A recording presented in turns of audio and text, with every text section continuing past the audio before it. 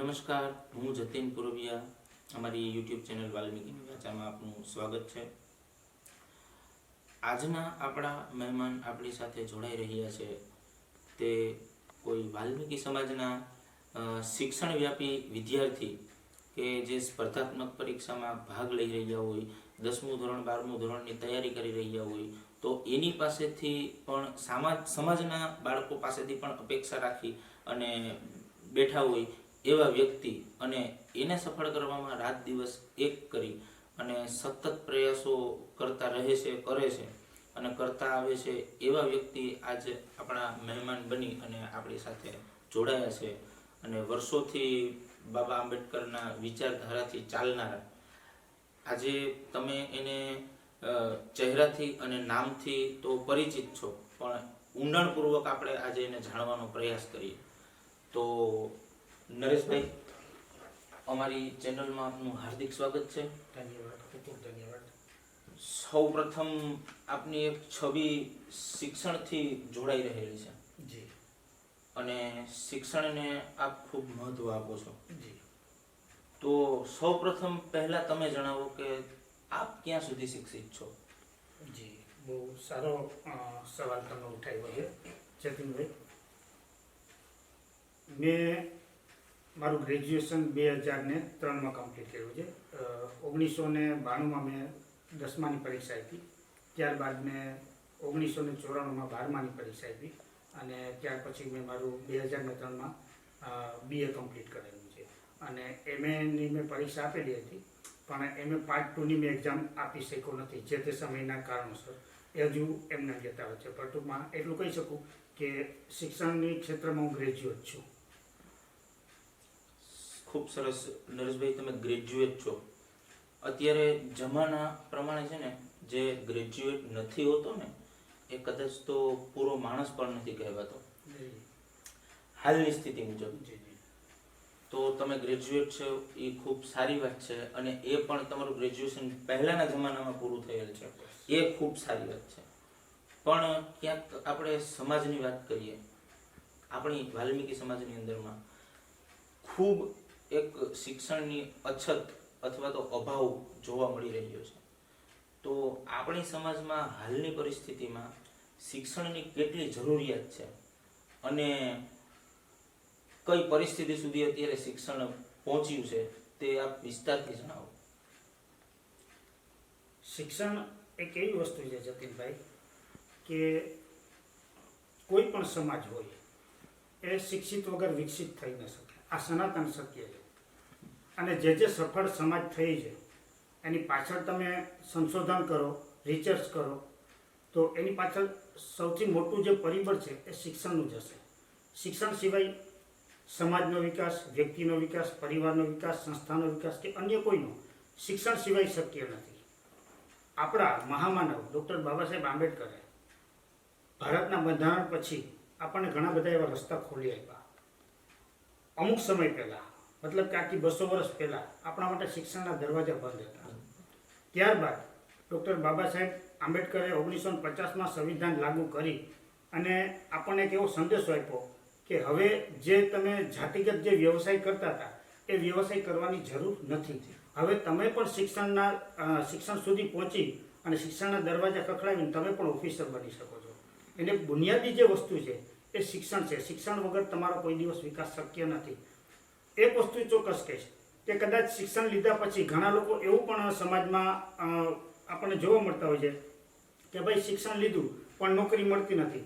એવું જરૂરી નથી કે શિક્ષણ લીધેલ વ્યક્તિ નોકરી જ મળવી જોઈએ, પણ એ દૂધનું દૂધ ને પાણીનું પાણી એ જે ફરક છે એ સમજવાની શક્તિ, ક્ષમતા એ શિક્ષિત વ્યક્તિમાં હોય છે. કે દોસ્ત કોણ છે, દુશ્મન કોણ છે, એની જે પારખ શક્તિ છે ને એ શિક્ષણ આપી શકે. આ મૂળભૂત શિક્ષણ આ છે. આને શિક્ષણ કહેવાય. નહીંતર ઘણા શિક્ષણો એવા પણ હોય છે કે શિક્ષિત કેવા પૂરતા હોય છે પણ વાસ્તવમાં શિક્ષિત હોતા નથી જતીનભાઈ. તો આને બાબા સાહેબે આવા લોકોને શિક્ષિત નથી કહેતા. એટલે આપણા સમાજને બાબા સાહેબ એટલા માટે જ કીધું કે શિક્ષિત બનો. શિક્ષિત બનવાનો જે મૂળ મંત્ર છે એ કંઈક આવો છે બાબા સાહેબનો. આ મૂળ શિક્ષણ છે. એટલે શિક્ષણ જે છે એ ખરેખર સમાજના પાયામાં હોવું જોઈએ. આપણી પાસે નથી. એના ઘણા બધા કારણો છે, ઘણા બધા પરિબળો છે, અવરોધક પરિબળો છે કે એ આપણે શિક્ષણ તરફ જતા જ નથી. હમણાં એક લાસ્ટ સમયમાં એક મારો કાર્યક્રમ હતો, બહુ આવેગ સાથે, આક્રોશ સાથે અને વેદના સાથે મેં કીધું કે બીજા સમાજોમાં આજે પીએસઆઈ બને છે, પોલીસ બને છે, આઈએસ બને છે, આઈપીએસ બને છે, આઈઆરએસ બને છે, ઉચ્ચ કક્ષાના ક્લાસ 1 ઓફિસરો બને છે. મારી સમાજમાં કેમ નથી બનતા? આ મને એક મારી વેદના છે.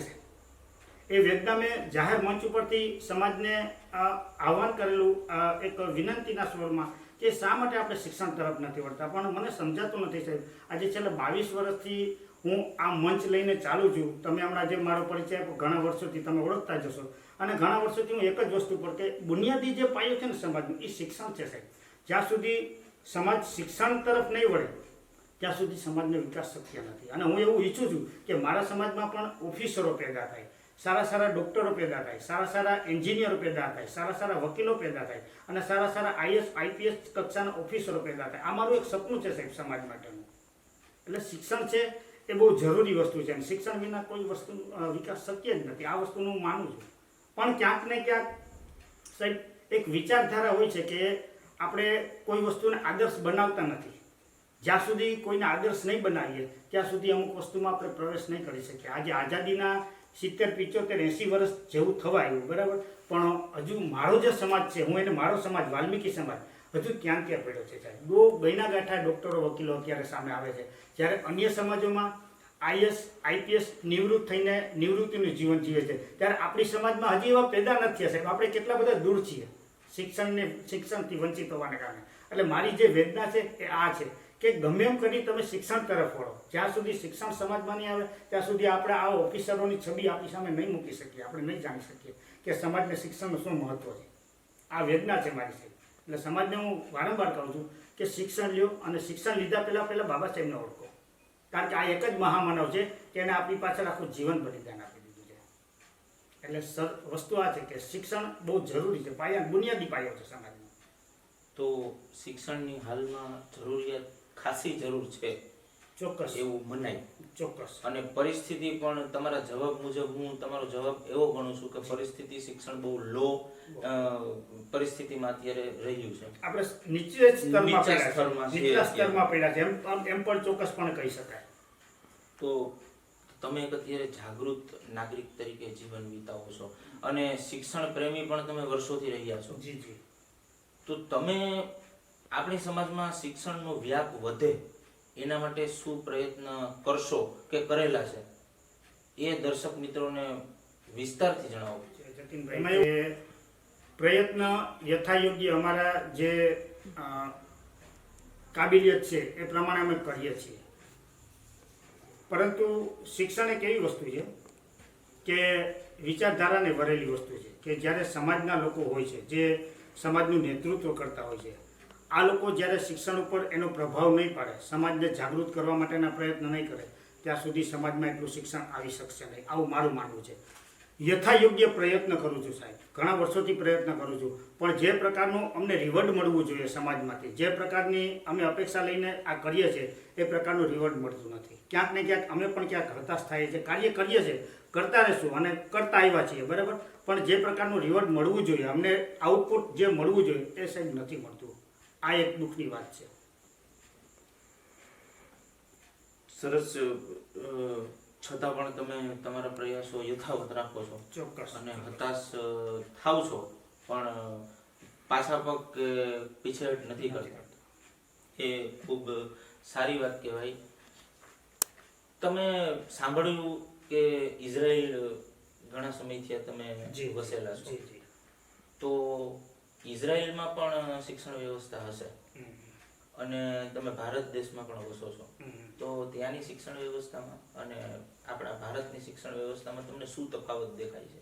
બહુ જમીન આસમાનનો. જતીનભાઈ, ઇઝરાયલની જે શિક્ષણ વ્યવસ્થા છે એ એકદમ આધુનિકતા તરફ લઈ જાય છે અને આપણી જે શિક્ષણ વ્યવસ્થા છે ને એ આધુનિકતા તરફ નથી લઈ જતી, અન્ય દિશાઓ તરફ લઈ જાય છે. એટલા માટે આપણા કોઈ ડૉક્ટરો બનવું હોય, કોઈને સારા ઉચ્ચ કક્ષાના ઓફિસર થવું હોય તો એ પહેલાં પસંદગી કરે છે વિદેશની. શા માટે?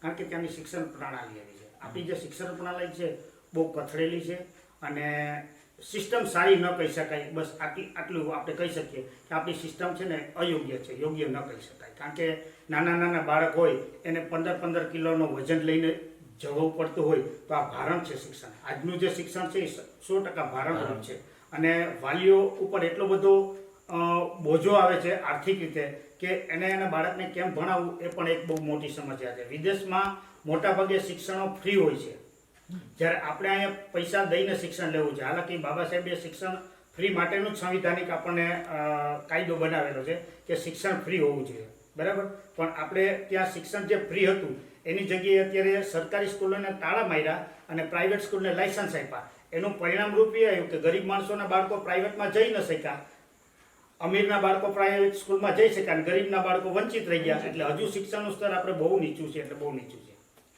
અને એમાંય પણ આપણી સમાજ એક વંચિત કક્ષાએ આવે છે, એકદમ એટલે વંચિત રહી જઈએ છીએ. ચોક્કસ. પણ એક શિક્ષણ એક અલગ વ્યવસ્થા છે અને ઇઝરાયલ એક વાત પૂછવાનો મારો મહત્વ એ હતો કે કદાચ કોઈને પણ પ્રેરણા મળે અને ઇઝરાયલ અથવા ઇન્ડિયામાં તમારા જેવા સૌભાગ્ય સૌના નથી હોતા કે ઇઝરાયલની ધરતી પણ કોઈ જોઈ શકે છે. તો એ માટે અમારા દર્શક મિત્રોને ખબર પડે કે ઇઝરાયલમાં આ માટે આગળ કેમ છે દેશ, કે ત્યાં શિક્ષણ વ્યવસ્થા સારી છે એટલે દેશ આગળ છે.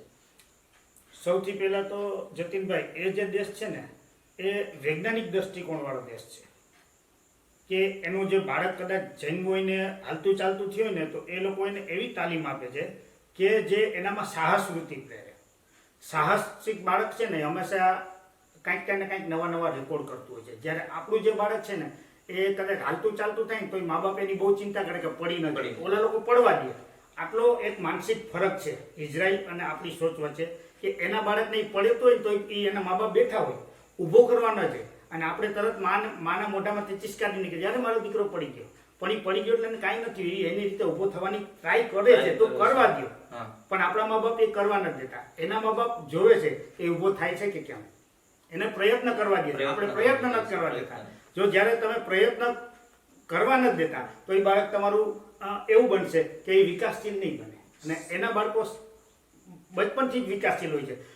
નાના બાળકોને સ્વિમિંગ પુલમાં નાખી દે, એ હોય બાજુમાં પણ ધક્કો મારી દે, પછી બાળક કંઈક ઓન ધ સ્પોટ કોઈ બાળક ક્યારેય કોઈ માણસ કે બાળક ક્યારેય મળતું નથી. એ થોડી વાર તો તડફડિયા મારે, બુડબુડિયા મારે, આવું બધું કરતું હોય. એ પછી એમાં જે કંઈ રિએક્શન આવે એ પછીની વાત છે. પણ પહેલાં તો એ લોકો સાહસિક બનાવે. જ્યારે સાહસિક વૃત્તિ આપણા બાળકોમાં નથી. એક ભયના માહોલથી જ આપણો ઉછેર થાય છે. શિક્ષણ આ પ્રકારનું જે કંઈક છે કે બાળકને જો કંઈ નહીં આવડતું હોય તો કાલે મારશે, બાળકને કંઈ ઓલું થતું હશે તો એ કાલે રજા રાખી દેશે. આવી જે મનોવૃત્તિ છે ને આપણા માણસમાં, એ આપણા બાળકને ખરેખર વિકાસ તરફ નથી જવા દેતું. અને એ લોકોનું જે બાળક છે એ શરૂઆતથી જ વિકાસની દિશામાં હોય છે. આટલો ફરક છે. મતલબ કે આપણું બાળક છે બચપનથી જ ભય સાથે જ ઉછેરાય અને મોટું થાય છે. ચોક્કસ. ભય સાથે જ રહે. ભય સાથે જ રહે છે. એટલે શિક્ષણ. અને તમે જુઓ સૌથી વધારે નોબેલ પ્રાઇઝ છે ને યહૂદી લોકો અને ક્રિશ્ચન લોકોએ લીધી છે. આપણે બહુ ઓછા છીએ નોબેલ પ્રાઇઝમાં. આપણે લોકો બહુ ઓછા છે કારણ કે એ લોકો શરૂઆતથી વૈજ્ઞાનિક દ્રષ્ટિકોણ ધરાવે છે. સરસ. નરેશભાઈ, તમારે પોતાને એક અંગત બિઝનેસ તરીકે કટલેરી શોપ છે. જી. તો એ તમારા સાહસને હું દિલથી વધાવું છું. ધન્યવાદ, ખૂબ ખૂબ ધન્યવાદ.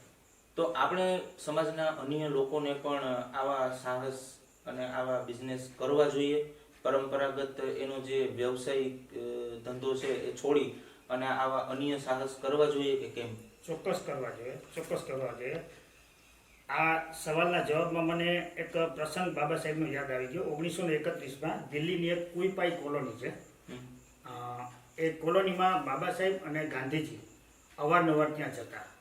એટલે ગાંધીજીના એ સમયમાં આપણો જે સમાજ છે વાલ્મીકી સમાજ બહુ ચાહતો હતો. બાબા સાહેબને નહોતો ચાહતો. આ હું તમને સત્ય હકીકત કહું છું. અને બાબા સાહેબને આપણો સમાજ એટલો બધો ચાહતો નહોતો. પરિણામ એવું આવ્યું કે બાબા સાહેબે આપણા સમાજને ત્યાં સુધી કીધું કે જ્યાં સુધી તમે આ ગંદકી ભર્યું કામ નહીં મૂકો ને ત્યાં સુધી તમે વિકાસ નહીં કરી શકો. આપણે એ જે સમયના જે આગેવાનો કે જે કંઈ કહી શકાય એવા હતા એને બાબા સાહેબની જે વિચારધારા હતી ને સાહેબ પકડી નહીં. આજે વસ્તુ આપણે ભોગવીએ છીએ. મેન વસ્તુ અહીંયા છે કે જે વસ્તુ પકડવાની છે ને એ આપણે પકડી નથી, જે નથી પકડવાની એ આપણે પકડીને ચાલીએ છીએ. પરિણામે આપણો જે વિકાસ છે ને એ રૂંધાઈ ગયેલો છે સાહેબ. અત્યારે વાલ્મીકી સમાજનો જો વિકાસ છે ને એ રૂંધાઈ ગયો. ગયના ગાંઠા ક્યાંક સિતારા ચમકતા હોય તો એ સિતારા ચમકતા ના કહેવાય.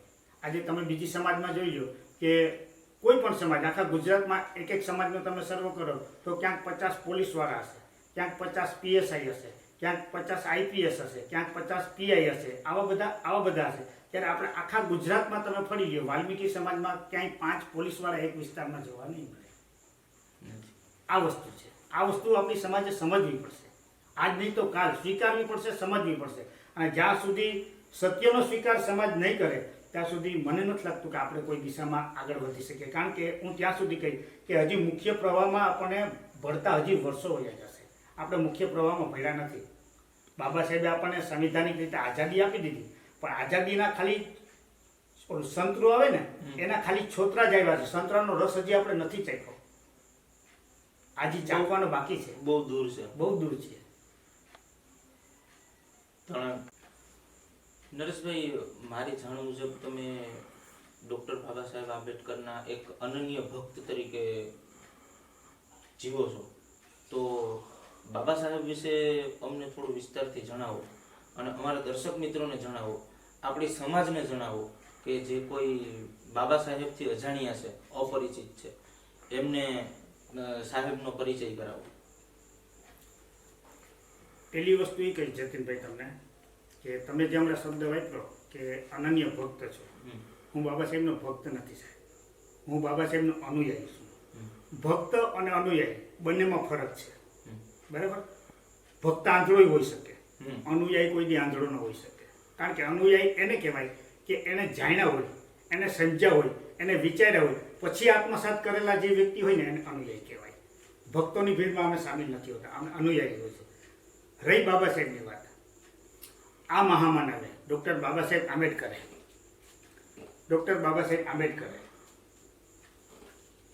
આપણા પાછળ આખું જીવન સમર્પિત કરી દીધું. એના 4 સંતાનો, રમેશ, ગંગાધર, ઇન્દુ અને છેલ્લે રાજરત્ન, આવા 4 બાળકોના બલિદાન આપીને એણે આ સમાજને ઊભો કર્યો છે.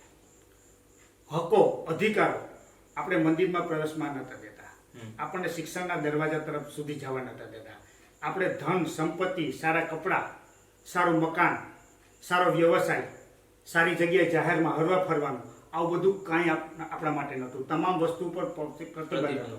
એ પ્રતિબંધ હતો, એ ધાર્મિક પ્રતિબંધ હતો. એટલા માટે બાબા સાહેબે મનુસ્મૃતિ નામનું જે એક ગ્રંથ છે એ સળગાવેલો જાહેરમાં. આ પ્રસંગ બધાએ તમે વાંચેલો હશે, જોયેલો હશે. એ એટલા માટે સળગાવ્યો કે એની અંદર જે લખેલું છે ને એ આપણા સમાજની વિરુદ્ધનું લખેલું છે કે આપણો સમાજ એનાથી આગળ ના આવી શકે. પછી જ્યારે બાબા સાહેબને સંવિધાન લખવાનો અવસર મળ્યો અને 1950માં બાબા સાહેબે ડ્રાફ્ટિંગ કમિટીના ચેરમેન હતા અને પછી એને જે સંવિધાન બનાવ્યું એ પછી આપણને જેટલા હકો અધિકાર આપ્યા એ પછી આપણો બધો વિકાસ થયો છે. હું તમને એક વસ્તુ આજે ચોક્કસ કહીશ કે આજે હું, મારી પેઢી છે, બરાબર, હું ગ્રેજ્યુએટ થયું, મારા પિતાશ્રી એ મારી આગળની પેઢી એ નોન મેટ્રિક ભણ્યા, પણ એની પહેલાંની પેઢી એટલે કે મારા દાદા એ કોઈ ભણી શક્યા નથી. એનું મેઇન રીઝન એ કે ત્યારે શિક્ષણ લેવાનું મનાઈ હતી. બરાબર? પરિણામરૂપ એ આવ્યું કે એ પેઢી આપણી શિક્ષણથી વંચિત રહી ગઈ. એટલે એ આખો એક સમુદાય, એક આખો લોટ કે એક આખો સમાજ શિક્ષણથી વંચિત થઈ ગયો. એ પછી બાબા સાહેબ આવ્યા. ધીમે ધીમે બાબા સાહેબે અથાગો પ્રયત્ન કર્યા, ખૂબ મહેનત કરી. ઇવન જ્યારે અંગ્રેજોનું શાસન હતું જતીનભાઈ, ત્યારે બાબા સાહેબ 3 વખત લંડન ગયા. ગોળમેજી પરિષદની અંદરમાં અછૂતો માટેની માંગણી કરી. તમે ગોળમેજી પરિષદની નામની બુકો આવે છે બાબા સાહેબની, એ ક્યારેક વાંચજો તો ખબર પડશે કે બાબા સાહેબે આપણા અછૂત સમાજ, અત્યારે આપણને કદાચ આ લોકો વાલ્મીકી બનાવે, ક્યારેક ભંગી બનાવે, ક્યારેક ઝાંપડિયા બનાવે, ક્યારેક મહેતર બનાવે, ક્યારેક ડોમ બનાવે, ક્યારેક ચાંડાલ બનાવે, ક્યારેક ધાનુક બનાવે, ક્યારેક પેરિયા બનાવે. હરેક રાજ્યો વાઇઝ આપણને અલગ અલગ નામ આપેલા છે. પરિણામે આપણે એક થાય નહીં. એની સામે બાબા સાહેબે સંવિધાનિક રીતે અનુસૂચિત જાતિ શબ્દનો ઉપયોગ કરી અને આપણને એક તાંતણે બાંધ્યા કે 10,000 વર્ષ પહેલાં તમે બધા એક માના ને એક બાપના દીકરા હતા, એવું સાબિત થાય છે. પણ આપણે હજુ બાબા સાહેબને સમજી નથી શક્યા છે. હું મારી વાત કરું, હું જે સમાજમાં રહું છું, વાલ્મીકી સમાજમાં, હજુ આપણે બાબા સાહેબને સમજી નથી શક્યા, બાબા સાહેબને આત્મસાત નથી કરી શક્યા. આપણે બીજા બધાના ખૂબ આત્મસાત કરીએ છીએ, સારી વસ્તુ છે, આપણે કોઈનો વિરોધ પણ ન કરી શકાય, કારણ કે બધાની પોતાની નિજી સ્વતંત્રતા હોય, વિચારધારા હોય. પણ જ્યાં સુધી હું માનું છું ત્યાં સુધી વાલ્મીકી સમાજ બાબા સાહેબના વિચારોને આત્મસાત નહીં કરે ત્યાં સુધી આપણે મન નથી લાગતું કે આપણે કોઈ વિકાસશીલ તરફ જઈએ. બરાબર? કારણ કે બાબા સાહેબે ખૂબ બલિદાનો આપ્યા છે, અંગ્રેજો સામે લડ્યા છે, બાબા સાહેબે ક્યાંક પથ્થરો ખાધા છે, બાબા સાહેબે પાણી માટેના સંઘર્ષ કર્યા છે. અત્યારે આપણને ભણાવવામાં આવે છે કે ગાંધીજીએ મીઠા માટે સત્યાગ્રહ કર્યો, પણ ક્યારેય એવું કેમ ભણાવવામાં નથી આવતું કે આપણા સમાજને પાણી પીવાનો, જાહેરમાં પાણી પીવાનો અધિકાર નહોતો, એ બાબા સાહેબે અપાયો છે. આજે મારા ઘરમાં ફ્રીજ છે, તમે આ બિસ્લેરીનું પાણી પીઓ છો, એ કોઈની કૃપા કે મહેરબાની નથી સાહેબ. આ મારે બોલવું પડશે, કારણ કે તો સમાજને ખબર પડશે. આ કોઈની બીજાની મહેરબાની નહીં, પણ એ ડૉક્ટર બાબા સાહેબના અથાગ પ્રયત્નો, એના સંઘર્ષો અને એના બલિદાનના પરિણામ રૂપે આપણે આ સારું પાણી પી શકીએ છીએ. અને એક આઈપીએસ બનાવનાર વ્યક્તિ છે, એમનું નામ છે દિવ્ય વિકાસ કીર્તિ. એક વખત મેં એનું ઇન્ટરવ્યૂ જોયું, એટલે એણે ભારતની તમામ સ્ત્રીઓ છે ને, બાબા સાહેબે તમામ સમાજ માટે કામ કર્યું છે જતીનભાઈ, પણ બાબા સાહેબને અમુક જે લોકો બાબા સાહેબને જાણતા નથી ને, એ બાબા સાહેબને એક પિંજરામાં કેદ કરી રાખ્યા છે કે આ તો દલિતોના નેતા છે, સીમિત બનાવી દીધા, આ તો આના જ છે. અને ઇવન ક્યારેક ક્યારેક આપણા પણ સમાજમાં એવું થોડુંક આમ સાંભળવા મળે, પણ એ એવા લોકો છે કે એને બાબા સાહેબને જાણ્યા નથી, એટલે આપણે એનું દુઃખ પણ લગાડી ન શકાય કે બાબા સાહેબ તો ફલાણી જ્ઞાતિના છે, એને તો આના માટે જ કર્યું છે, આના માટે જ કર્યું. હું વાલ્મીકી સમાજનો દીકરો છું, વિદેશના પ્રવાસે જઈ આવ્યો, વિદેશ જોબ પણ કરી આવ્યો, પાછો અહીંયા પણ તમારે આ તમે જોઈ શકો છો, હું વ્યવસ્થિત રીતે જીવન જીવું છું. મારી પાસે કોઈ બંગલા ગાડીઓ છે નહીં, પણ વ્યવસ્થિત જીવન જીવું છું. ડૉક્ટર બાબા સાહેબ આંબેડકરના પ્રતાપ, એના આભારી છે, કારણ કે એણે શિક્ષણના દરવાજા ખોલ્યા એટલે હું ગ્રેજ્યુએટ થયો. ગ્રેજ્યુએટ છે એટલે મને બહાર જવાની તક મળી. આ ડૉક્ટર બાબા સાહેબ આંબેડકરનું બલિદાન સંઘર્ષ છે. સંઘર્ષ જો શીખવો હોય તો બાબા સાહેબ પાસેથી શીખી શકાય. ગરીબી માંથી બહાર કેમ આવવું, બાબા સાહેબ પાસેથી તમને બધા સંઘર્ષો, બધા ઉદાહરણો મળી જશે. ક્યાંય ઉદાહરણો બીજા પારકાને લેવા જવાની જરૂર નથી, બાબા સાહેબને વાંચશો એટલે બધા ઉદાહરણો મળી જશે. આટલું મોટું બલિદાન, આટલો મોટો સંઘર્ષ, હું તો સંક્ષિપ્તમાં કહું છું, કારણ કે તમારે પણ એક સમયની મર્યાદા હોય છે સાહેબ ચેનલમાં, એટલે હું તો તમને સંક્ષિપ્તમાં કહું છું કે આ માણસે આખું જીવન આહુતિ આપી દીધી. એક નાનકડો પ્રસંગ યાદ આવી ગયો એટલે કહી દઉં કે બાબા સાહેબના 3 સંતાનો મૃત્યુ પામ્યા, અને મૃત્યુ પામ્યા એની પાછળનું કારણ દવાના પૈસા નહોતા અને કુપોષણથી મૃત્યુ પામ્યા. આમાં છેલ્લે બાબા સાહેબનું લંડનની અંદરમાં શિક્ષણનું સ્તર પૂરું થવાનું હતું અને અહીંયા રાજરત્ન મરી ગયો, રાજરત્નનું અવસાન થયું. રાજરત્ન એટલે બાબા સાહેબનું અંતિમ બાળક. એ બાબા સાહેબનું અંતિમ બાળક એટલે અહીંથી ટેલિગ્રામથી મા રમામાએ બાબા સાહેબને કીધું કે હવે રાજરત્ન પણ આપણી વચ્ચે નથી રહ્યો, હવે તમે ઝડપથી આવી જાઓ. ત્યારે બાબા સાહેબ આવ્યા અને બાબા સાહેબ પાસે કફનના પૈસા નહોતા સાહેબ. આ માણસ પાસે કફનના પૈસા નહોતા, એણે કફન, એની સાડી, એની ઘરવાળી રમામાની સાડી પહેરાવી. આ જ્યારે હું બોલું છું ને ત્યારે મારું હૃદય છે ને સાહેબ રડે છે, કારણ કે મેં એમને વાંચ્યા છે કે આ માણસે આટલું બધું આપણા પાછળ કર્યું, તો આપણે આની પાછળ કાંઈ ન કરીએ. આનો હું જે ત્યારે સમાજમાં શિક્ષણનું કાર્ય કરું છું સાહેબ, એનું ઋણ ચૂકવવાની કોશિશ કરું છું, કારણ કે એણે જે કર્યું ને આપણે ન કરી શકીએ જતીનભાઈ, આપણે ન કરી શકીએ. એને એની ઘરવાળીનો સાડીનો છેડો ફાડ્યો ને કફન એને ઉઠાડ્યો. આપણે સાહેબ અત્યારે મરીએ ને તો સારા કફન ઓઢી જાય છે. આ કફન ઓઢીએ ને સારા, એ બાબા સાહેબના પ્રતાપ. છેલ્લે માં રમામાઈ એને બાબા સાહેબ ઉપર થોડુંક आक्रोश कीधु कि साहब बहुत हो गया, आपकी समाज सेवा ने मेरी कोख उजाड़ दी। आपने बोला था कि अब रमा मेरा ये राजरत्न डॉक्टर बनेगा, अब कौन डॉक्टर बनेगा, किसे डॉक्टर बनाओगे? त्यारे बाबा साहेब बहुत संवेदना साथे बोला था कि रमा तू जिसे अपना बेटा समझ रही है ना वो तेरा बेटा है, लेकिन अभी बहुत सारे राजरत्न अभी ऐसे पड़े मेरा इंतजार कर रहा है। કહેવાનો મતલબ બાબા સાહેબને એવો હતો કે તારો તો એક દીકરો મળ્યો પણ હજી મારા કેટલાય રાજરત્ન સમાજમાં છે અને એ જે ડોક્ટર બનશે ને એ રમા તારા રાજરત્ન જ બનશે। આજે સમાજોમાં તમે જો ઘણા બધા ડોક્ટરો છે, એ ડોક્ટર બાબા સાહેબના રાજરત્ન જ છે સાહેબ। આ બાબા સાહેબ છે, એટલે બાબા સાહેબને સમજવા બહુ અઘરા નથી, પણ બાબા સાહેબને વાંચીને એને આત્મસાત કરવાની અઘરા છે। આપણે નથી આત્મસાત કરી શક્યા સાહેબ, આપણે નથી આત્મસાત કરી શક્યા એટલે આપણે શિક્ષણથી દૂર છીએ। બાકી આ વિચારધારા જો પકડાઈ જાય બાબા સાહેબની તો આ સમાજ પાછો માર્શલ આર્ટમાં એકદમ હોશિયાર છે, કારણ કે માર્શલ આર્ટ આના બ્લડમાં છે આ સમાજ જો બાબા સાહેબને ખાલી અનુસરી લે, બાબા સાહેબ છે, ગૌતમ બુદ્ધ છે, એવી પેરિયાર સ્વામી છે, જ્યોતિબા ફૂલે છે, આ બધા મહાપુરુષોને ખાલી આત્મસાત કરી લે ને તો આ સમાજ એટલી હરણફાળ દોડ કરી શકશે ને કે એની કોઈ આંબી નહીં શકે, એટલો મને વિશ્વાસ છે. સરસ નરેશભાઈ, બાબા સાહેબને એકદમ વિસ્તારથી તમે પરિચય કરાવ્યો અમારા દર્શક મિત્રોને. એ ખૂબ સારી વાત કહેવાય, તમે એટલું જાણો છો. અને બાબા સાહેબ એક એવું વ્યક્તિત્વ છે કે એને છે ને વાંચવું સહેલું છે, પણ એને જીવનમાં ઉતારવું એ બહુ અઘરી વાત છે. ખૂબ સારી વાત છે.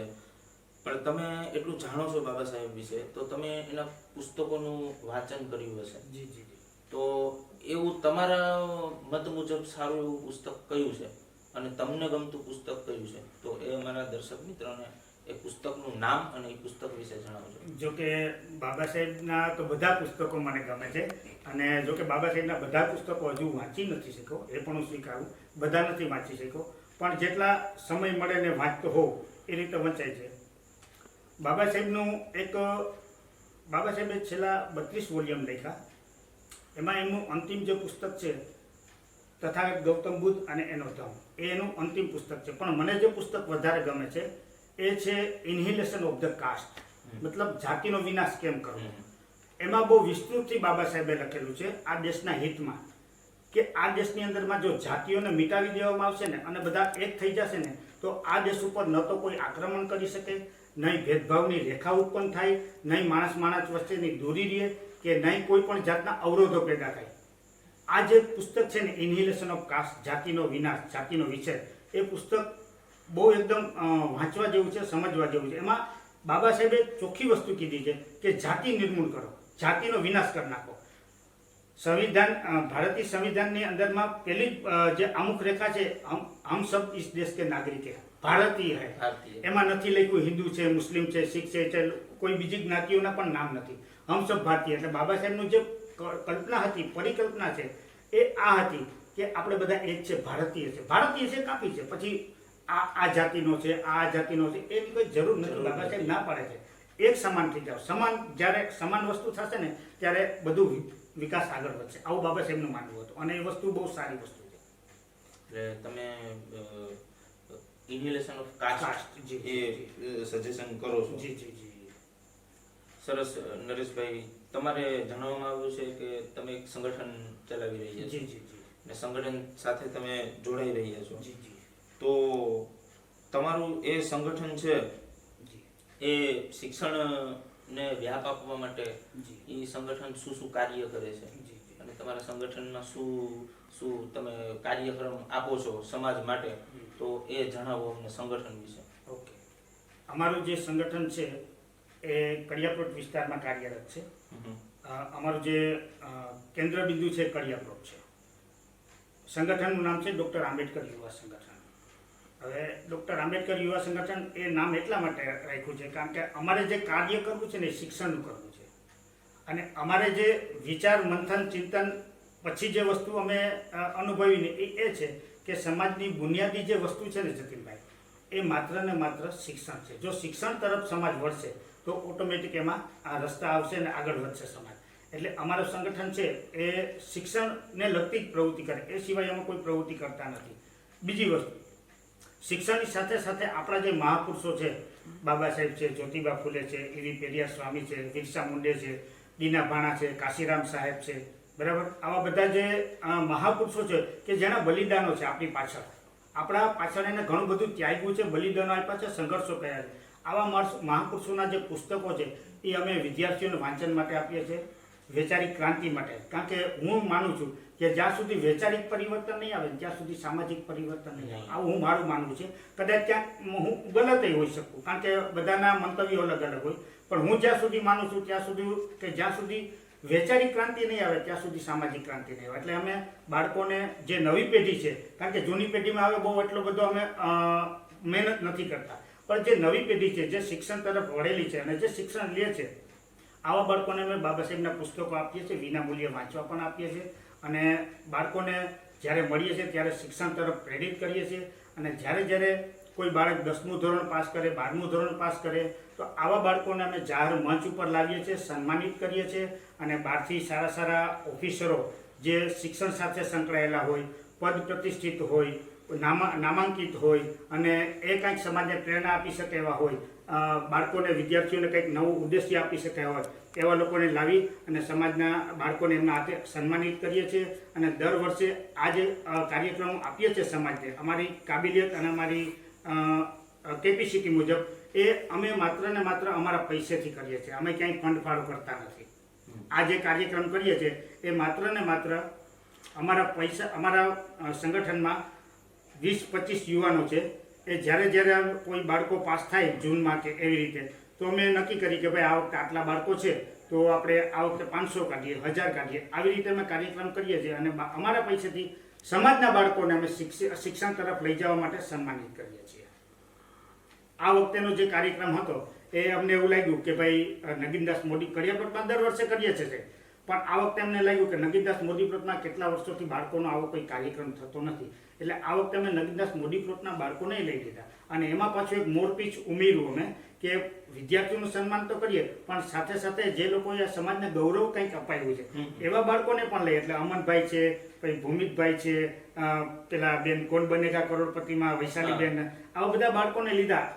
આનો પાછળનો અમારો ઉદ્દેશ્ય એ કે બીજા લોકોને પ્રેરણા મળે, બીજા લોકો આગળ આવ્યા. આ એક ઉદ્દેશ્ય. અને નિસ્વાર્થ ભાવે સાહેબ, હું કોઈ રાજકીય માણસ નથી, હું સમાજનો કોઈ આગેવાન નથી, હું સમાજનો કોઈ કાર્યકર્તા નથી કે સમાજમાં કોઈ મોટી જવાબદારી સંભાળતો નથી. આ બાબા સાહેબનું ઋણ અદા કરવા માટે અને મારી સામાજિક નૈતિક ફરજ સમજીને હું આ કાર્ય કરું છું.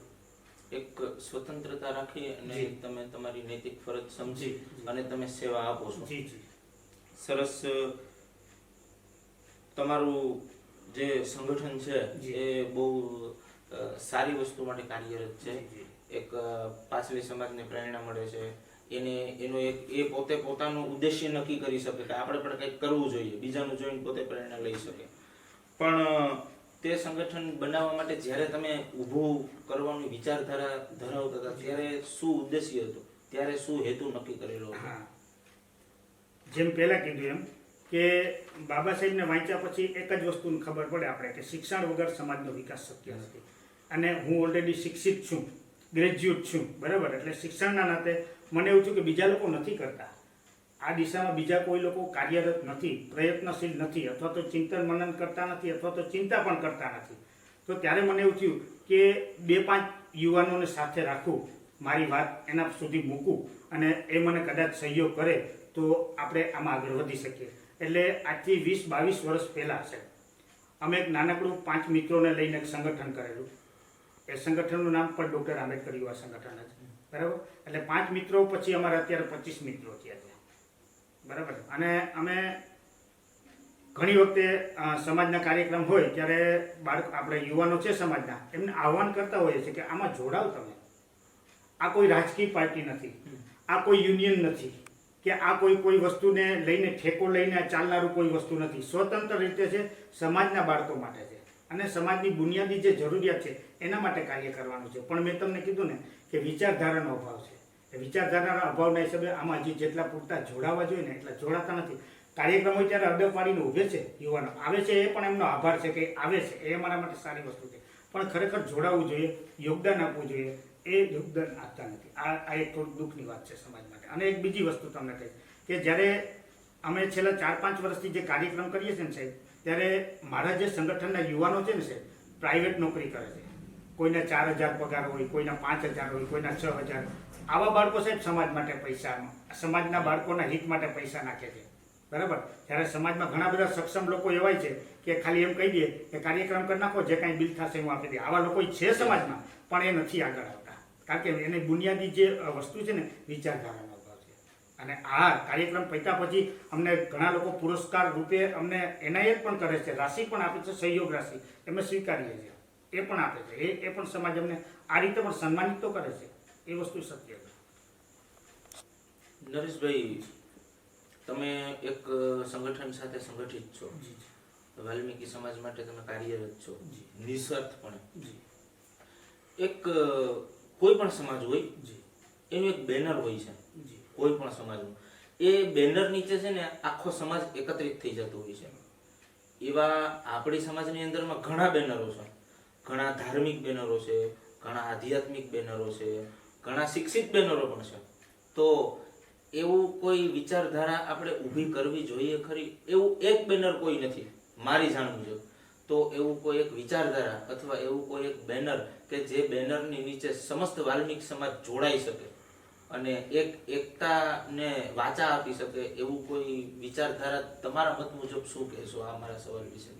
મારી બુદ્ધિ પ્રમાણે અને મારી સમજણ પ્રમાણે તમે બહુ બહુ ગહેરો સવાલ પૂછ્યો છે. જે તમારો જે સવાલ છે ને એ ગહેરાઈ હું સમજી શકું છું. એટલા માટે કે હું કોઈ જ્ઞાતિના નામ નહીં આપું, પણ તમે અન્ય જ્ઞાતિઓ જુઓ, કોઈ સરદાર વલ્લભભાઈ પટેલને અનુસરતી હશે, કોઈ પરશુરામને અનુસરતી હશે, કોઈ જલારામ બાપાને અનુસરતી હશે, આવી રીતે કોઈ માંધાતાને અનુસરતી હશે. આવી રીતે વિવિધ જ્ઞાતિઓ છે, એના પોતાના કોઈને કોઈ આદર્શ છે. આપણી સમાજના આદર્શ કોણ? એના પરિણામ રૂપે આપણે કોઈ એક બેનર નીચે નથી આવી શકતા. કારણ એટલું, જ્યાં સુધી હું જાણું છું કે આપણે એક જ સમાજના કહેવાય, પણ આપણા બધાની જે વિચારધારા છે ને અલગ અલગ ફંટાયેલી છે. કોઈ પેલા સંપ્રદાયમાં છે, કોઈ પેલા પરિવારમાં છે, કોઈ પેલા પંથમાં છે, કોઈ પેલા પંથમાં છે. આ બધાય પોતાની વિચારધારાનો કક્કો એકલો જ સાચો છે આવું લઈને ચાલે છે. પરિણામે આપણે એક નથી થઈ શકતા. જો એક થવા માટે એક બેનર નીચે હોય તો કોઈ પણ એક મહાપુરુષને પહેલાં તો આપણે આદર્શ માનવા પડશે. એ પછી આપણા કોઈ પણ મહાપુરુષ હોય જેણે આપણી પાછળ ભોગ આપ્યો હોય, આપણે એને આપણા મહાપુરુષ તરીકે સ્વીકારવા પડશે. આપણે સ્વીકાર્યા નથી સાહેબ. ધાર્મિક ક્ષેત્રમાં તમે જોઈ લો, ધાર્મિક ક્ષેત્રમાં પણ આપણે બટવારા છે. આપણે ક્યાંય એક છીએ ને. રાજકીય ક્ષેત્રે આપણે એક નથી, સામાજિક ક્ષેત્રે એક નથી, ધાર્મિક ક્ષેત્રે એક નથી. એના પરિણામે આપણે બધા વેર વિખેરાયેલા છે. અને બાબા સાહેબે કાશીરામે કીધેલું કે વેર વિખેરાયેલો સમાજ ક્યારેય બાદશાહ કે હુકુમત કરી ન શકે. આ વિખેરાયેલા સમાજની વ્યાખ્યા છે. હવે સમાજને એક થવું હોય, એક બેનર નીચે આવવું હોય તો સૌથી પહેલાં તો કોકને સ્વીકાર. હું એમ નથી કહેતો કે બાબા સાહેબ વાલ્મીકી સમાજ બાબા સાહેબને સ્વીકાર કરી દે. એવા કોઈ મહાપુરુષનો સ્વીકાર કરી લે કે એણે એની પાછળ કંઈક અથાગ પ્રયત્નો કર્યા હોય, એના હક અધિકારો અપાયો હોય, એને એની પાછળ કંઈક બલિદાન આપ્યું હોય, એવા મહાપુરુષના વિચારોને આત્મસાત કરી લે અને એને આદર્શ બનાવી લે એટલે આપણે એક બેનર નીચે આવી ગયા. આ એક પહેલા મહાપુરુષનો. પછી બીજી આધ્યાત્મિક દ્રષ્ટિએ જાય જતીનભાઈ, કે આધ્યાત્મિક દ્રષ્ટિએ આપણે જાય તો કોઈ પણ ઈષ્ટદેવ, દાખલા તરીકે લેવા પટેલ છે, કડવા પટેલ છે, એ ઉમિયામાં અને ખોડલમાંના ઈષ્ટ ધામ તરીકે કે આસ્થાના બેનર નીચે એક થઈ ગયા. આપણે નથી થઈ શકતા. એટલે એક તો એની પણ જરૂર છે, સાથે સાથે આની પણ જરૂર છે અને આની પણ જરૂર છે. જો આ બે વસ્તુ પકડાઈ જશે ને તો ઓટોમેટિક આ સમાજ આગળ વધી જશે. એટલે કોઈને કોઈ એક બેનરને, એક કોઈ મહાપુરુષને આત્મસાત કરવા, સ્વીકારવા અને એનું અનુસરણ કરવું એ સમાજ માટે જરૂરી છે. એટલે એક બેનર પણ બહુ જરૂરી છે. બહુ જરૂરી છે. એકતા માટે પ્રતીક સ્વરૂપે ઊભું કરી કોઈ પણ આઈડલ પર્સન અથવા તો આધ્યાત્મિક બેનરમાં કોઈ પણ ધાર્મિક તો જરૂરી તો ધાર્મિક ક્ષેત્રમાં પણ તમે રાખો, ધાર્મિક ક્ષેત્રમાં રાખો, સામાજિક ક્ષેત્રે તમે રાખો. નરેશભાઈ, જે બાબા સાહેબ જે તે સમયે જીવંત હતા ત્યારે એક સપનું જોયા કરતા હતા એમના પોતાનો દેશ વિશે, ભારત દેશ વિશે. એ આપણો પણ દેશ છે. તો શું એમના સ્વપ્નનું ભારત અત્યારે હાલમાં તમે જોઈ શકો છો છે કે નહીં? બાબા સાહેબની જે કલ્પના હતી ને પ્રબુદ્ધ ભારતની હતી. કારણ કે ગૌતમ બુદ્ધ આજથી 2500 વર્ષ પહેલા થઈ ગયા અને ગૌતમ બુદ્ધનો જે ધર્મ છે, ધર્મ, આપણે ત્યાં ધર્મ શબ્દ વાપરીએ પણ એ સમયમાં એ ધમ શબ્દ વાપરતા. એ જે ધમ શબ્દ છે ગૌતમ બુદ્ધનો, એ એક વિચારધારા હતી કે કઈ રીતે જીવંત વિકાસ કરી શકાય, કઈ રીતે માણસને મદદરૂપ થઈ શકે. એ ગૌતમ બુદ્ધના જે વિચાર હતા, એનો જે ધર્મ હતો, એ અમુક સમય કાળે એને નેસ્ત નાબૂદ કરવામાં આવ્યો. ભિક્ષુઓના મૃત્યુ માટે સોના મહોરોની જાહેરાત કરવામાં આવી કે કોઈ પણ બુદ્ધના ભિક્ષુ હોય, ભંતેજી હોય, એને કોઈ મારીને લાવે તો આટલા સોના મહોર આપી, એમને આટલી જગ્યા આપી, આટલી જમીન આપી, આવું બધું હતું. પરિણામ એવું આવ્યું કે બૌદ્ધ ધર્મ ભારતમાંથી લુપ્ત થઈ ગયો, નાશ પામ્યો. ઇન્ડોનેશિયા ગયો, તાઇવાન ગયો, જાપાન ગયો, વિયેતનામ ગયો, લંડન ગયો, શ્રીલંકા ગયો. આવા વિવિધ દેશમાં ચાલીને બૌદ્ધ ધર્મ પહોંચી ગયો. ભારતનો મૂળ ધર્મ ભારતમાંથી લુપ્ત થઈ ગયો. ગૌતમ બુદ્ધના ગયા પછી બાબા સાહેબે બુદ્ધને ખૂબ વાંચ્યા. અને તમને ખબર છે કે નાગપુરમાં બાબા સાહેબના 1956માં અંતિમ સમયમાં બાબા સાહેબે બૌદ્ધ દીક્ષા અંગીકાર કર્યો. તમામ ધર્મોનો અભ્યાસ કર્યો. બાબા સાહેબ એટલા ગહન અભ્યાસી હતા કે એના જેટલા પુસ્તકો, એના પાસે જેટલી ડિગ્રી હતી આજે વિશ્વમાં કોઈ પાસે નથી. એટલે વિશ્વ વિભૂતિ કહેવાય છે. આપણે ભારતમાં ભારત રત્ન બહુ મોડો મળ્યો, પણ એને વિશ્વ વિભૂતિ કહેવામાં આવે છે, બરાબર. અને તમને ખબર હોય તો લંડનની જે સ્કૂલ છે એનું સર્વે કર્યું કે સૌથી 300 વર્ષના ઇતિહાસમાં સૌથી તેજસ્વી બાળક કોણ, તો ભારતના ડૉક્ટર બાબા સાહેબ આંબેડકર આવ્યા, સૌથી તેજસ્વી ભારતના. એટલે વસ્તુ કહેવાની છે કે જ્યારે તેજસ્વીતાની વાત આવે ને ત્યારે બાબા સાહેબને આપણે યાદ કરવા પડે અને કરવા પડે. એ પરદેશમાં પણ એમની એક પ્રતિમા છે ને, સિમ્બોલ ઓફ નોલેજ તરીકે તરીકેની હાલમાં ઊભી છે. તો સ્વપ્નનું ભારત, સ્વપ્નના ભારતનું બાબા સાહેબનું બુદ્ધ પ્રબુદ્ધ ભારત બનાવવાનું હતું. એની અંદરમાં જે બુદ્ધના જે વિચારો છે ને એ કરુણામય છે, શીલવાળા છે અને સદાચારી છે. આ જે વિચારો છે ને બાબા સાહેબને ખૂબ ગમ્યા. અને સૌથી મોટી વસ્તુ, બાબા સાહેબ પહેલાથી જાતિવાદના વિરોધી હતા કે જાતિ ન હોવી જોઈએ, એક સમાનતા જોવો છે. બૌદ્ધ ધર્મમાં તમે લઈ લો, કોઈ જાતિ નથી, બધા સમાન છે. એટલે કોઈની પહેચાન ન થાય કે આ જાતિનો છે, આ જાતિનો છે. એટલે બાબા સાહેબે બૌદ્ધ ધર્મનો અંગીકાર કર્યો. બાબા સાહેબની જે પરિકલ્પના છે એ હતી પ્રબુદ્ધ ભારત બને. પ્રબુદ્ધ ભારતનો મતલબ એ થાય કે બધા સમાન, કોઈ ઉપર નહીં, કોઈ નીચે નહીં. આ જે સમાન જે છે ને એ એક દીર્ઘદ્રષ્ટિ હતી બાબા સાહેબની, કે આ જો પ્રબુદ્ધ ભારત બની જાય ને બધા બોધ બની ન શકે, કારણ કે બધા અલગ અલગ વિચારધારાના વ્યક્તિ હોય, બધા બોધ ન બની શકે. પણ અત્યારનું જે તમે સવાલ કર્યો ને કે અત્યારે તમને કેવું લાગી રહ્યું, અત્યારે મને 70% આપણે પ્રબુદ્ધ ભારત તરફ જઈ રહ્યા છે. અને હવે પછીનો આ યુગ ચાલુ થઈ ગયો છે, આંબેડકર યુગ જ ચાલી રહ્યો છે. હા, ખૂબ સરસ નરેશભાઈ, તમે એક રુચિ રાખો છો, સમાજને વિકાસ તરફ લઈ જવા માટેની રુચિ રાખો છો, પણ એક અપેક્ષા રાખીને વાત પૂછું તો ભવિષ્યની અંદરમાં તમારી પાસે કોઈ પદ કે કોઈ પાવર આવે તો તમે સમાજને આગળ લઈ જવા માટેના તમારા મગજમાં શું આયોજન છે? જો કે હું કોઈ પદ લેવા માંગતો નથી, કારણ કે હું ઘરમાં જ પ્રમુખ જેવું છું. હું ઘરમાં જ સાંસદ ને ધારાસભ્ય અમારા ઘરમાં જ છું, કારણ કે આ ઘરની જવાબદારી પરિપૂર્ણ થઈ જાય તો કાફી છે. પછી ઘરની જવાબદારી હું પરિપૂર્ણ ન કરી શકતો હોય અને સમાજમાં સેવાના નામે કરવું એ મને યોગ્ય નથી લાગતો. એટલે એ કોઈ પદ પર છે. પણ માની લો કે કદાચ હું કરીશ, એક સમય એવો આવશે, મારું પોતાનું, જેમ બાબા સાહેબે સપનું જોયું છે દેશ માટે ને મેં મારા સમાજ માટે સપનું જોયું કે જ્યારે અમારા શિક્ષિત લોકો જમા થઈ જશે ને સમાજમાં, એટલે અમારો પ્રમુખ શિક્ષિત એજ્યુકેટેડ હશે. એજ્યુકેટેડ સમાજ, એજ્યુકેટેડ પ્રમુખ હશે ને તો એ સમાજને સારી દોરવણી કરશે કે કઈ દિશામાં જવું, અત્યારે કઈ કઈ સમાજમાં કમીઓ છે એને કેમ દૂર કરવી, અને કઈ કઈ કમીઓ આપણે કમીઓને મજબૂત બનાવી શકીએ ને કેમ આગળ વધી શકીએ, એ અમે આ પ્રયત્ન રૂપે કરીએ છીએ. અને તમે માની લો કે મને કીધું કે કદાચ તમે આવો તો સાહેબ સૌથી મોટી વસ્તુ એ જ કરીશ કે જે યુવાનો છે ને એ યુવાનોને હું વિચારધારામાં જોઈશ, કેડર બેઝ કરીશ, એને તાલીમ આપીશ, એને તૈયાર કરીશ, અને જ્યાં સુધી મને મારામાં ક્ષમતા છે ને ત્યાં સુધી એ બાળકોને શારીરિક રીતે, માનસિક રીતે અને રોજગારની રીતે હું સક્ષમ બનાવવા પ્રયત્ન કરીશ. કારણ કે જે સમાજનો યુવાન તંદુરસ્ત હશે ને માનસિક અને શારીરિક, એ સમાજનો વહેલો વિકાસ થશે, આવું હું માનું છું. સરસ નરેશભાઈ, આપની પાસેથી ખૂબ સરસ રીતના એક સામાજિક ચર્ચા કરવાનો લાભ મળ્યો અને એથી વિશેષ બાબા સાહેબના જીવન વિશે ખૂબ ઊંડાણપૂર્વક જાણવા મળ્યું મને અને અમારા દર્શક મિત્રોને. એ બદલ આપનો ખૂબ ખૂબ આભાર. એક અંત પ્રશ્ન છે જે અમારા માટે આપ શું કહેશો અમારી ચેનલ વિશે? તમારા મત મુજબ શું આપના મંતવ્ય છે તે જણાવો. એ જણાવી દઉં એ પહેલાં, જેમ મેં બાબા સાહેબને ગૌતમ બુદ્ધની વાત કરી કે બૌદ્ધ ધર્મ લુપ્ત થઈ ગયો, પછી બાબા સાહેબે એને જીવંત કર્યો અને પ્રબુદ્ધ ભારત તરફ આપણે આગળ વધી રહ્યા છે. એવી રીતે ડૉક્ટર બાબા સાહેબ આંબેડકરના ગયા પછી બાબા સાહેબની જે વિચારધારા હતી ને એ એકદમ પિંજરામાં કેદ થઈ ગઈ હતી. અને એ સમયમાં આપણા વાલ્મીકી સમાજના રાજસ્થાનના અલવર ગામમાં જન્મેલા દીના ભાણા, આપ એમનો ફોટો મારા ઘરમાં છે, તમે જોઈ શકો છો. એ દીના ભાણાએ બાબા સાહેબને સાંભળેલા, બાબા સાહેબના પ્રવચનો સાંભળેલા અને એણે 14મી એપ્રિલની જે રજા અત્યારે આપણે બધા ભોગવીએ છીએ, 14મી એપ્રિલ ઉજવીએ છીએ ને, એ વાલ્મીકી સમાજ દીના ભાણાને આભારી છે. આપણા સમાજને ખબર નથી.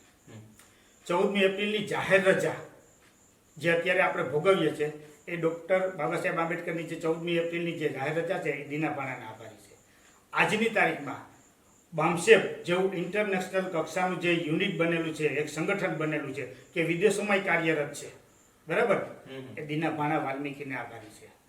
કાશીરામની જે ઓળખાણ થઈ સમાજને, કાશીરામનું સૂત્ર છે, એ સૂત્ર છે કે કાશીરામ તેરી નેક કમાઈ તુને સોતી હુઈ કોમ જગાઈ. આ સોતી હુઈ કોમ ક્યારે જાગી? જ્યારે દીના ભાણા કાશીરામ સાહેબને મળ્યા. બાબા સાહેબનું એક પુસ્તક છે એન્હિલેશન ઓફ કાસ્ટ. આ એક પુસ્તક દીના ભાણાએ કાશીરામ સાહેબને આપ્યું અને કાશીરામના જીવનમાં પરિવર્તન આવ્યું. કાશીરામ સાહેબ છે એ ક્લાસ 1 ઓફિસર હતા અને દીના ભાણા છે 4 ક્લાસના ઓફિસર હતા. પંજાબની અંદરમાં નોકરી સાથે કરતા હતા. એમાં 14મી એપ્રિલની રજા માટે એને પોતાનું ત્યાગનામું આપી દીધું, મારે નોકરી નથી કરવી. અને કાશીરામ સાહેબે એમને સમજાવ્યું આ શું કરે છે, નોકરી શા માટે છોડે છે? તો સાહેબ, તમે જે નોકરી કરો છો ને એ નોકરી ડૉક્ટર બાબા સાહેબ આંબેડકરને આભારી છે અને તમે અત્યારે જાણતા નથી ને એટલે તમે બેઠા છો ચૂપચાપ ને હું સંઘર્ષ કરું છું. કારણ કે બાબા સાહેબને દીના ભાણાએ સાંભળેલા, એના વિચારો જોયેલા, સાંભળેલા, બરાબર, એનો સંઘર્ષ હતો. બાબા સાહેબની જે મુવમેન્ટ એકદમ પિંજરામાં કેદ થઈ ગઈ એ જીવંત કરનાર આપણા વાલ્મીકી સમાજના દીના ભાણા છે. પણ આપણી સમાજે આ સુધી પહોંચતા નથી અને આપણા મહાપુરુષોને ઓળખતા નથી. આ આપણી એક બુનિયાદી ભૂલ છે, કમજોરી છે. આ તરફ સમાજે ખાસ લક્ષ આપવું જોઈએ અને વિચારવું જોઈએ. રહી વાત તમારી જતીનભાઈ, તો સૌ પ્રથમ તો તમને હું ખૂબ ખૂબ ધન્યવાદ આપીશ કે ઘણા વર્ષો પછી, ઘણા વર્ષો નહીં પણ પ્રથમ વખત મેં એવું જોયું કે વાલ્મીકી સમાજના લોકોના વિચારો જાણીને લોકો સુધી પહોંચાડવાનું જે માધ્યમ છે એ તમે પ્રથમ છો. એટલે હું તમને ખૂબ ખૂબ અભિનંદન આપીશ, સાધુવાદ આપીશ. અને તમે જે કામ કરો છો ને સાહેબ, એ સહેલું નથી. કારણ કે લોકોને મળવા જવું તમારા ખર્ચે, તમારા પૈસે, તમારા પેટ્રોલ બાળીને, બરાબર, એ પણ બહુ મોટું ઉમદા કાર્ય છે. અને ઉજાગર કરો છો, સમાજના પ્રશ્નોને ઉજાગર કરો છો. ઉજાગર કરવાનું કામ છે ને એ એક જાગૃતિ લાવવાનું જે કામ છે. એટલે તમે પણ એક જાગૃતિનું કામ કરો છો. એના માટે પણ તમને મારા લાખો લાખો સલામ અને ખૂબ ખૂબ સાધુવાદ. અને આવા કાર્ય કરતા રહો અને અમારા જેવી કાંઈ જરૂર પડે તો વિના સંકોચે અમને કહેજો. અમે તમારા માટે જે કાંઈ યથાયોગ્ય મદદરૂપ થઈ શકીએ એમ હશું કરશું. આભાર નરેશભાઈ. તો આ હતા આજના આપણા મહેમાન નરેશભાઈ ઢાકેજા. અને અમારી ચેનલમાં આવા જ મહાનુભવો આવતા રહેશે. તો અમારી ચેનલ સાથે જોડાયેલા રહો, લાઈક કરો, કોમેન્ટ કરો અને સબસ્ક્રાઈબ કરો. નમસ્કાર.